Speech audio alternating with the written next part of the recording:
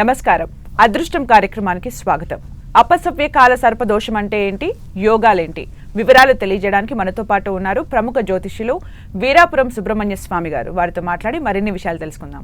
నమస్కారం గురువు గారు. శుభాశీస్సులండి. గురువు గారు, అపసవ్య కాల సర్పదోషం అంటే ఏంటి అసలు? చాలా మంచి విషయం. మనకు కాలసర్పదోషంలో ఎన్ని రకాలు ఉన్నాయి, వాటి యొక్క ప్రభావం ఎంత మేరకు మనకు ఉంటుంది అనేది మనకు ప్రధానమైనటువంటి విషయం. ఈ కాలసర్పదోషంలో సవ్యకాల సర్పదోషం గురించి చెప్పుకున్నాము. అలాగే అపసవ్య కాల సర్పదోషం, ఇందాక మనం అన్ని విషయాలు ముందు చెప్పినట్టే ఉన్నాం. అపసవ్యం అంటే చీకటి. ఈ చీకటి అనేది రెండు విధాలుగా ఉపయోగపడుతుంది. ప్రపంచానికి యోగాన్ని ఇస్తుంది, ప్రపంచానికి యోగాన్ని ఇస్తుంది. అంటే ప్రకృతి మనకు నిషిద్ధ కాలంలో మనకు చీకటి అనిపిస్తుందే కానీ అందులో ఈ ప్రపంచానికి ఎంత ఎనర్జీ కావాలనో అంత ఎనర్జీని ఇస్తున్నది ప్రకృతి. ఆరోగ్యంగాను హీల్ అయిపోతుంది అంటారు ప్రస్తుత భాషలో. అలా అపసవ్య కాల సర్పదోషం అనేది ముందుగా యోగాన్ని ఇస్తుంది, తర్వాత చేసుకున్న వారికి చేసుకున్నంత మహాదేవ అన్నది వాళ్ళ భవిష్యత్తునంతా నిర్ణయిస్తూ ఉంటుంది. అంటే తెలిసి చేస్తూ ఉంటారన్నమాట. దీని యొక్క ప్రభావితం మీకు అర్థమయ్యేలా చెప్తాను. అపసవ్య కాల సర్పదోషం అనేది ఏమిటి, మనుషుల యొక్క నడవడిక ప్రవర్తన ఏ విధంగా ఉంటుంది. అపసవ్య కాల సర్పదోషము అనేది మనకు ఇందాక చెప్పుకున్నట్టు రాహు నుంచి కేతు వరకు మధ్యలో ఖాళీగా ఉన్నట్టయితే, స్టార్ట్ అయినట్టయితే దాన్ని సవ్యకాల సర్పదోషం. అలా కాకుండా మనకు సవ్యంలో నైనా సరే అపసవ్యంలోనైనా సరే ఎలా తీసుకున్నా కేతు ఉండి, అంటే లగ్నం నుంచి లగ్నం తర్వాత కేతు ఉండి ఆ తర్వాత రాహు ఉన్నట్టయితే 7వ ఇంట, అక్కడ ఆ కేతు తర్వాత అన్ని రాహు వరకు కూడా గ్రహాలన్నీ ఏవి ఉండవన్నమాట. అన్ని హౌసెస్ ఖాళీగా ఉంటాయి, అన్ని ఇండ్లు కూడా ఖాళీగా ఉంటాయి. ఇక్కడ కేతువుకి అలాగే రాహుకి మధ్యలో గ్రహాలన్నీ బంధింపబడతాయి. దీన్ని అపసవ్యకాల సర్పదోషం అనడం జరుగుతుంది. అపసవ్యకాల సర్పదోషంలో ఆ యొక్క ప్రభావితం మనుషులపైన ఎంతవరకు ఉంటుంది, అందులో మనకు నష్టాలేమిటి, అలాగే కలిగే సుఖాలేమిటి. ఈ యొక్క అపసవ్యకాల సర్పదోషం అనేది ఎంతటి వారికైనా కూడా దాని ప్రభావం విపరీతంగా ఉంటుంది. ఒక ఆస్ట్రాలజీనే, ఎందుకంటే చూసే వాళ్ళందరికీ కూడా తెలియాలి కదా. ఆస్ట్రాలజీ అంటే ఒక జ్యోతిషం నేర్చుకున్నవాడు, లేదు ఒక టీచరు పిల్లలకి పాఠాలు చెప్పేవాడు, లేదు 10 మందికి వేదాన్ని బోధిస్తున్నటువంటి వాడు, వీళ్ళందరికీ విపరీతమైన జ్ఞానం ఉంటుంది. ఈ అపసవ్య కాల సర్పదోషం ఉన్న వాళ్ళందరికీ కూడా విపరీతమైనటువంటి జ్ఞానం, అంటే మన ఇంగ్లీష్లో 6th సెన్స్ ఏదో అని చెప్తారు. ప్రతి విషయము జరగబోయేది జరిగిపోయినది కూడా గమనించగలరు, గ్రహించగలరు. ఇదే కాకుండా జరగబోయేది ఏమిటో కూడా తెలుస్తూనే ఉంటుంది, కానీ తెలిసి కూడా వాళ్ళు చేయాల్సిన పనులు చేస్తూ ఉంటారు. అంటే తనకు ఏదైనా ఒక నష్టం జరగబోతుంది అనుకుందాం, అది నష్టం జరుగుతుంది అని తెలుసు, అర్థమవుతూనే ఉంటుంది, తెలుస్తూనే ఉంటుంది, కానీ అదే చేసి తీరుతాడు. అదే అపసవ్య కాలము అంటే. అంటే తన జీవితాన్ని తానే చెడగొట్టుకుంటాడు.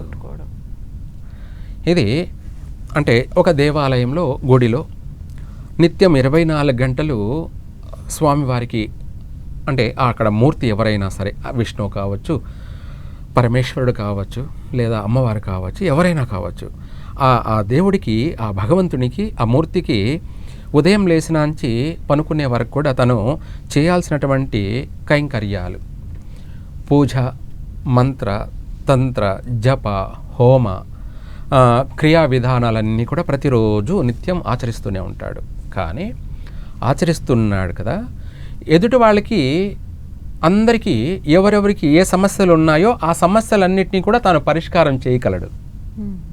తన దగ్గరికి వచ్చే అటువంటి వాళ్ళకి, లేదు ఆ భగవంతుని నమ్ముకొని వచ్చే అటువంటి వాళ్ళందరికీ కూడా తను వాళ్ళందరికీ దిశ నిర్దేశాన్ని, మార్గాన్ని చూపించగలడు. వాళ్ళని ఒక దారికి తీసుకురాగలడు.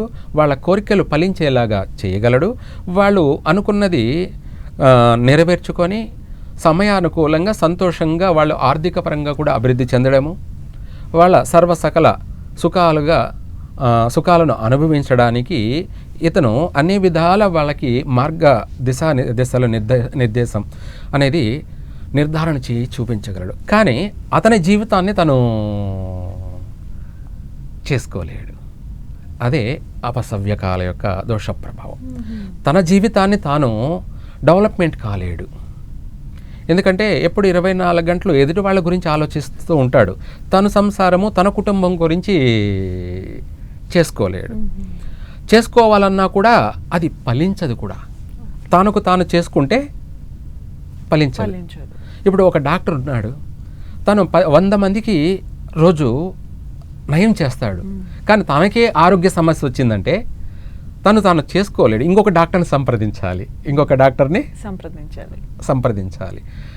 అలా ఈ ఒక ఆ దేవాలయంలో ఉన్నటువంటి పూజారి కూడా మరి భగవంతుడే కదా, ఆ భగవంతుడికి సేవ చేస్తున్నాడు కదా, తనకు దీని యొక్క ప్రభావం ఉంటుందా ఉండదా అనేది కూడా మనం తెలుసుకోవాలి. చాలా వరకు ఉండదు ప్రభావితం.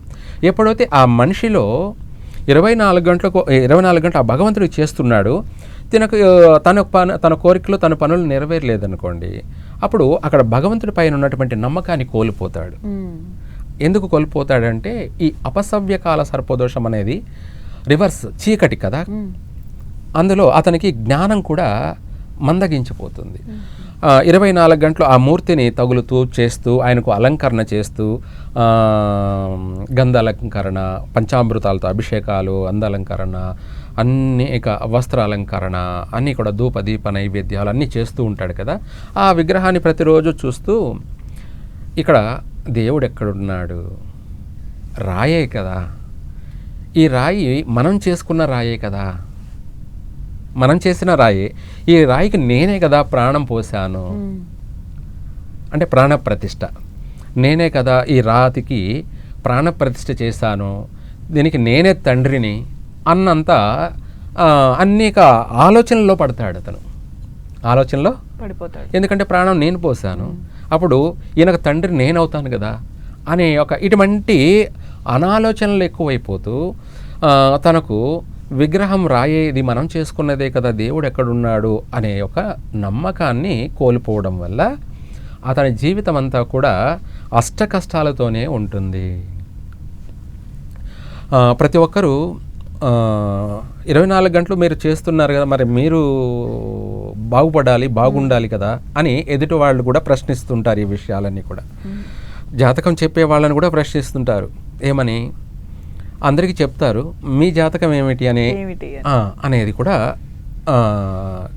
ప్రశ్నిస్తూ ఉంటారు. దీనికి ఒక సామెతడుక ఉంది. బల్లి అనే పక్షి జరగబోయేవన్నీ తెలుసు, మనం మాట్లాడుకుంటున్నా కూడా అది పలుకుతుంటుంది, అరుస్తుంటుంది ఆ సమయంలోనే కరెక్ట్గా. అది బల్లి శకునం, పక్షి శకునం అంటారు. కానీ ఆ బల్లి ఎప్పుడైతే కుడితినెలలోనో లేకపోతే ఏదో దాంట్లో పడి చనిపోతుందో దానికి తెలియదు. అందరి చెప్పగలదు, ఆ బల్లికి తెలియదు. అలాగే జ్యోతిష్యుడైన నిత్యం భగవంతుడిని సేవ చేసేటువంటి పూజారైనా అతను చేస్తున్నాడు, తనలో భక్తి ఉంది, ఆధ్యాత్మికం ఉంది, ఏదో చెయ్యాలి కాబట్టి చేస్తున్నాడు. జరిగే పరిణామాలు జరిగేవన్నీ కూడా చూస్తూ వచ్చిపోయి మొక్కుకుని పోయేటువంటి భక్తులందరికీ యోగాన్ని, అంటే వాళ్ళకి మనం ఏది చేస్తే అది అభివృద్ధి చెందుతున్నారు. వాడు నాకు వివాహం కావాలని వచ్చాడు, మనం వానికి ఏదో పరిష్కారం చేస్తున్నాము దైవానుగ్రహం వల్ల, భగవంతుడిని నమ్ముకొని అయిపోయింది. వాడికి లేదు, వాడిని నాకు ఆర్థికంగా ఇబ్బందులు ఉన్నాయి, నేను ఆర్థిక పరంగా బాగుపడాలి, బాగా సంపాదించాలి అని వచ్చాడు. వాడికి ఏదో మార్గం చూపించాడు, చేశాడు. వాడు కూడా ఆర్థిక పరంగా బాగా అభివృద్ధి చెందాడు. వాడి స్థాయి ఏంటి అంటే ఏమీ లేనివాడు, కటిక నిరుపేద. కానీ కొన్ని సంవత్సరాల కల్లా వాడు ఆర్థిక పరంగా యోగాన్ని పొందడం, అలాగే గవర్నమెంట్లోనే శాసించేటువంటి హోదా స్థాయిలో వాడు స్థిరపడడం, లేదంటే రాజకీయంగా కూడా వాడు స్థిరపడడం. ముందు వాడు మన కళ్ళ ముందర ఓ పిల్లవాడు ఏమీ తెలియని వాడు, కానీ ఈ రోజున రాజకీయంలో వాడు ఒక రూలింగ్ చేస్తూ ఉన్నాడు. ఇలాంటివన్నీ వాళ్ళందరికీ ఈయన చేస్తూ వచ్చాడు. కానీ ఈయన అనుకున్నది చేసుకోలేకపోయాడు, జరగలేకపోయాడు. తనకి తెలుస్తుంటుంది ఏమని, నాకు పలానప్పుడు ఇది జరగబోతుంది అనేది అర్థమవుతుంది. లేదంటే తను చనిపోవడం కూడా తనకి ముందే అర్థమవుతుంటుంది. తనకి మెమరీస్ అనేది అంటే తెలివితేటలు అనేది విపరీతంగా ఉంటాయి, జ్ఞానంతో కూడుకొని ఉంటుంది. ఇదే కాకుండా తనకి పగటి కలలాగా కానీ రాత్రి స్వప్నంలో కలలో కానీ జరగబోయేవన్నీ కూడా ముందే కళ్ళకు కనిపించేటట్టుగా మనం టీవీలు సినిమాలు ఎలా చూస్తుంటామో అదే విధంగా మనకు స్క్రీన్ మీద కనపడుతూ ఉంటుంది జరగబోయేటివి. అది జరుగుతుందనేది కూడా తెలుసు. తనకు వచ్చింది రేపు కానీ లేదంటే వారానికి కానీ నెలకు కానీ అది జరిగే తీరుతుంది. అప్పుడే తను స్టన్ అయిపోతాడు. అరే ఇది నేను ముందుగానే ఊహించాను, ఇది నాకు ముందే తెలుస్తుంది, నాకు ముందే అర్థమవుతుంది, కానీ నేను ఎందుకు దీన్ని ఆపలేకపోయాను, జరిగిపోయింది, నా కళ్ళ ముందరే జరుగుతుంది అని ఇలా అతను మదన పడుతూ ఉంటాడే కానీ తనకు జరగబోయే సమస్యను కూడా అంతే ఉంటుంది, కానీ చేసుకోలేడు. ఇదే అపసవ్యకాల సర్పదోషం అనే ప్రభావం. ఏంటంటే అందరికీ చెప్పగలడు, అందరికీ చేయగలడు, తాను గురించి తానేంటో తెలిసినా కూడా దాన్ని చేసుకోలేడు. తనకు తెలిసినా కూడా అనుభవిస్తాడే తప్ప పరిష్కార మార్గం అనేది చేసుకోలేడు, చేయనిది కూడా. తన కుటుంబం అంతా కష్టాల్లో ఆర్థికపరమైనటువంటి నష్టాల్లోనే ఉంటారు. రోజు ప్రతిరోజు ఏ రోజుకి ఆ రోజు. ఇవన్నీ చూసే వాళ్ళకి ఏంటంటే ఆయనకు అన్నీ తెలుసు కదా, మరి తను జీవితాన్ని ఎందుకు మార్చుకోలేడు అని చెప్పే విషయం అందరూ ప్రశ్నిస్తూనే ఉంటారు. తాను జీవితాన్ని మార్చుకోవాలంటే చేసే ఆ భక్తి విధానంలో నమ్మకంతో చేయాలి. ఏమిటి నమ్మకం అంటే తాను పర్సనల్ వ్యక్తిగత జీవితంగా నమ్మాలి. ఎదుటి వాళ్ళ కోసం నమ్మి చేయడమే కాదు, తాను కోసం తాను కూడా దాన్ని నమ్ముకొని చేస్తే అతను కూడా అభివృద్ధి చెందుతాడు, నష్టపోడు. తనకు వచ్చిన కష్టాలు నష్టాలు కూడా వాటి నుంచి మళ్ళీ తిరిగి బయటపడతాడు. అక్కడ అహంకారము, ఈర్ష, అసూయ, ఈగో, నాకు అన్నీ తెలుసు కదా అనే అహంభావం ఉండకూడదు. తాడు తన్నేవాడు అంటే వాడి తల తన్నేవాడు ఇంకొకడు అన్నట్టుగా ఇక్కడ మనమే గొప్పవాళ్ళము, మనకు మించి ఇంకొకరు లేరు అని ఏ రంగంలోనైనా సరే, ఇటు మన జ్యోతిష రంగంలో కావచ్చు, అనునిత్యము భగవంతుని సేవ చేసేటువంటి వేదాంతం మనం కానీ ఇలా వేదంలో కానీ చేసే ప్రతి వృత్తిలో కానీ ఏ రంగంలోనైనా చేసే దానిని ప్రేమిస్తూ దాని పట్ల భయము, భక్తి, శ్రద్ధ దాన్ని పూర్తిగా సంపూర్ణంగా నమ్మి ప్రేమతో చేస్తే అందులో మనకు సర్వ విధాల కూడా అభివృద్ధి అనేది విశేషంగా జరుగుతుంది, నష్టం రాదు. మన చుట్టుపక్కల వాళ్ళు కూడా మనల్ని ప్రేమిస్తారు, మనల్ని అభిమానిస్తారు, గౌరవిస్తారు. ఇతను మంచి వ్యక్తి, అన్నీ తెలిసినటువంటి జ్ఞాని, పరిపూర్ణత కలిగినటువంటి వ్యక్తి అనేసి అందరికీ అర్థమవుతూనే ఉంటుంది ప్రతి ఒక్కరికి కూడా.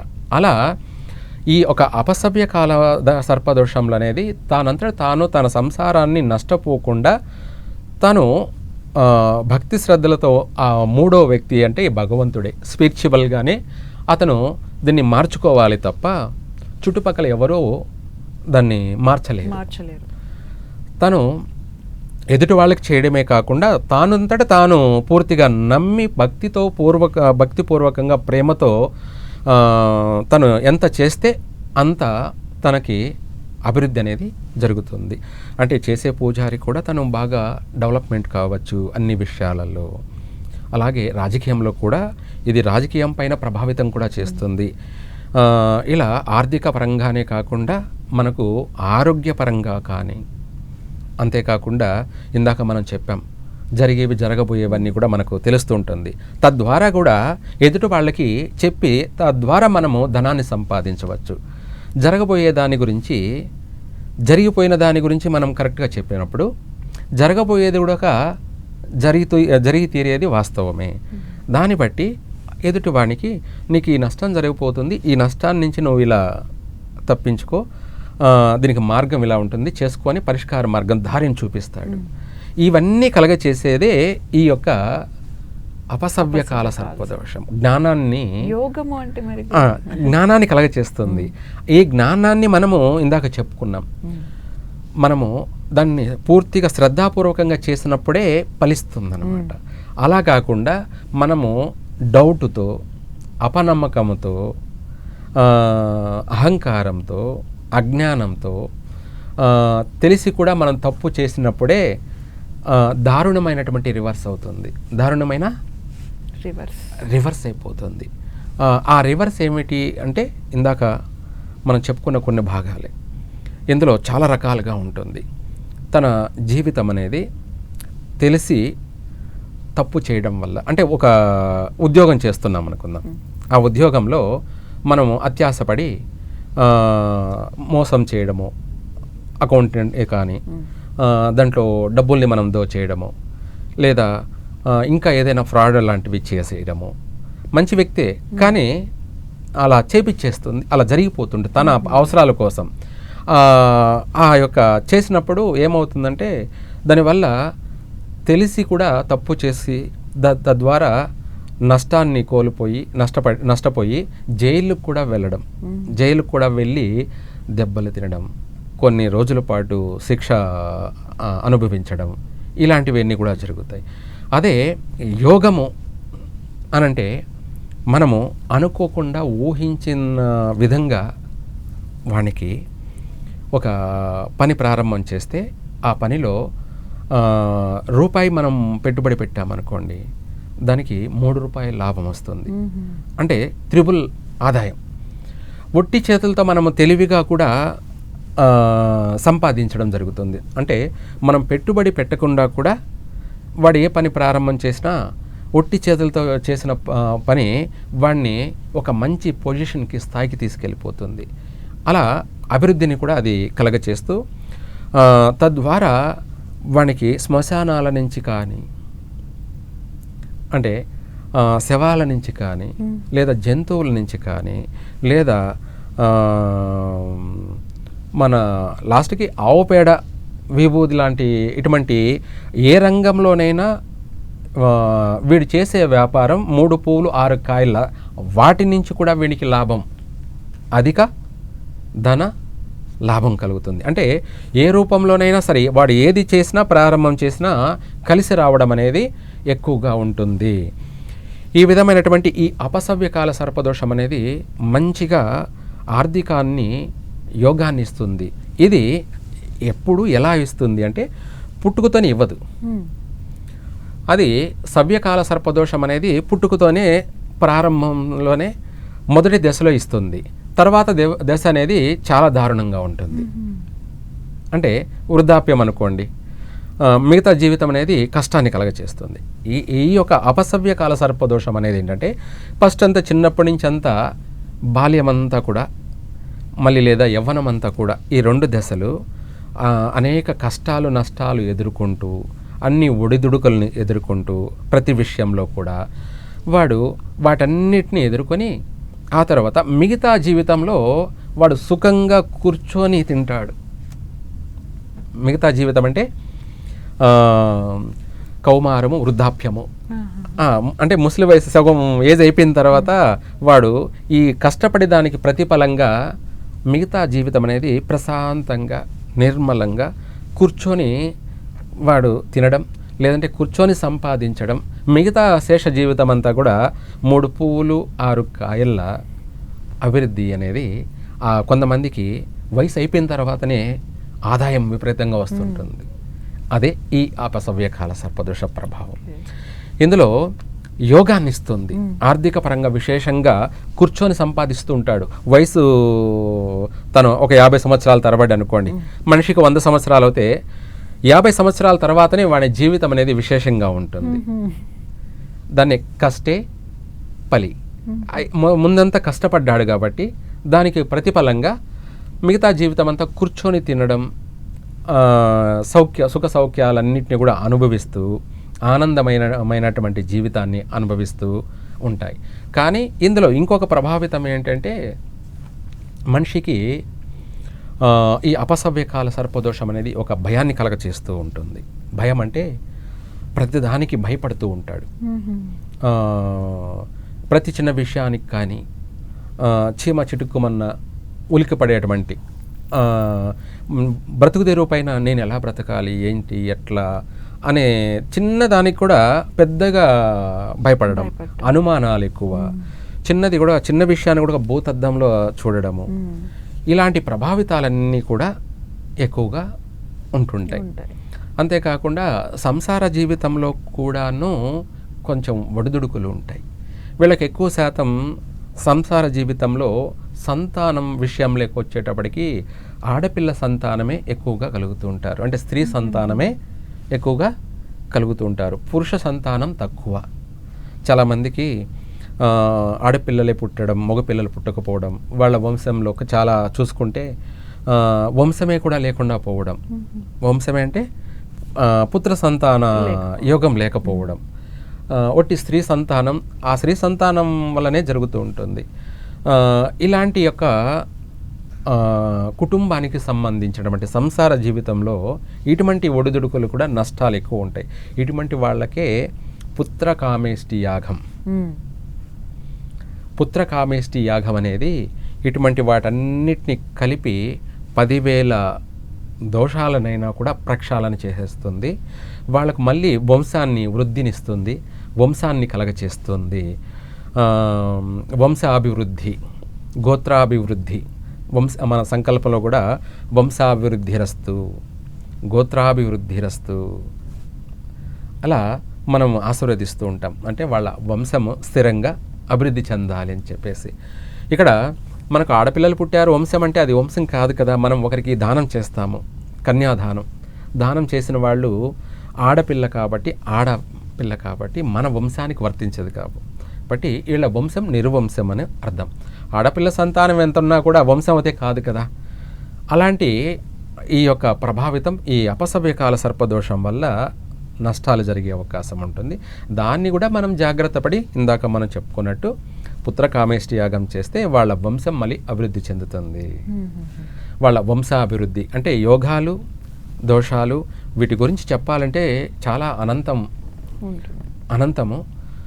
కాకపోతే మనం కొన్ని విషయాలన్నా ముఖ్యమైనటువంటి విషయాలు తెలుసుకోవడం మంచిది. చాలా చక్కగా వివరించారు గురువుగారు అపసవ్యకాల సర్పదోషం యోగం గురించి. ధన్యవాదాలు. సర్వే జన సుఖినో భవంతు. చూశారు కదండి, ఇది ఇవాల్టి అదృష్టం కార్యక్రమం. మరో అంశంతో మళ్ళీ కలుద్దాం. Keep watching 10 TV.